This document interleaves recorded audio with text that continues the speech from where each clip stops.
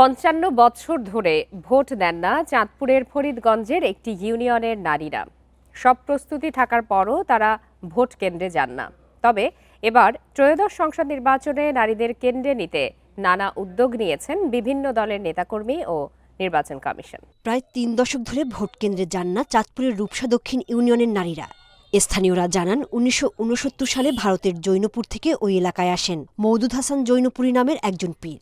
সে সময় কলেরা রোগের মহামারী থেকে বাঁচতে তিনি সব ধর্মের নারীদের পর্দা করার পাশাপাশি ভোট কেন্দ্রে না যাওয়ার পরামর্শ দেন। এরপর থেকেই ভোট দেন না ওই এলাকার নারীরা।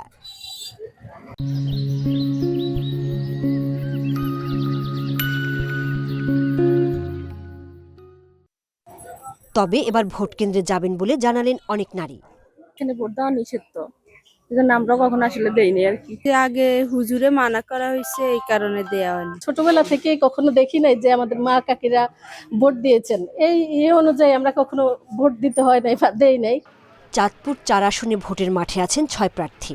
নারীদের উদ্বুদ্ধ করতে নিয়মিত উঠান বৈঠক করছেন তারা। যে একটা ইউনিয়নে ভোট দিবে না বলছে, এবার সবাই রেডি ইনশাল্লাহ।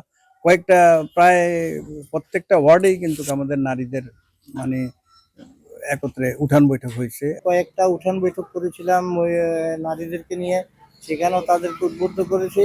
তারা এবার কথা দিয়েছে যে এবার তারা ভোট কেন্দ্রে যাবে, ভোট দেবে। সব নির্বাচনের আগেই এই ইউনিয়নের নারীদের সচেতন করতে কার্যক্রম চালায় ইসি। এবারও তাদের ভোট দেওয়া নিশ্চিত করতে সর্বোচ্চ চেষ্টার কথা জানালেন নির্বাচন কর্মকর্তা।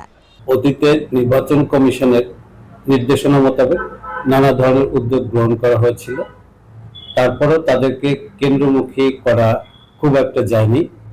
আমরা এবছরের সর্বোচ্চ চেষ্টা করব তাদেরকে ভোট কেন্দ্রে নিয়ে এসে ভোটাধিকার প্রয়োগ করার জন্য।